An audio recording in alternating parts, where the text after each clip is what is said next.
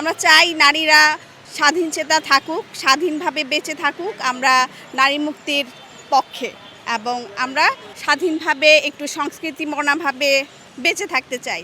আসলে খুবই হতাশ হয়েছি যে অ্যাটলিস্ট অন্য কোথাও কোনো প্রোগ্রাম না থাকলেও চারুকলাতে তো অবশ্যই হবে। বকুলতলায় সবসময় আমরা আসি, অ্যাটলিস্ট ফাল্গুনের প্রোগ্রাম এছাড়া।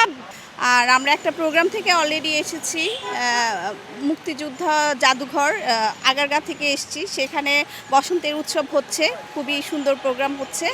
তো ভেবেছিলাম এদিকেও হয়তো কোনো না কোনো প্রোগ্রাম হচ্ছে। যাই হোক, আমরা আশাবাদী, এখনও আশাহত হইনি।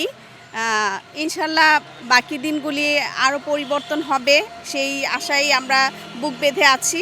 আমরা চাই নারীরা স্বাধীনচেতা থাকুক, স্বাধীনভাবে বেঁচে থাকুক। আমরা নারী মুক্তির পক্ষে এবং আমরা স্বাধীনভাবে একটু সংস্কৃতিমনাভাবে বেঁচে থাকতে চাই। আমাদের কালচার, আমাদের বাংলাদেশের কালচার যেমনটা ঠিক তেমনটাই আমাদের দেশে থাকুক, সেটাই চাই।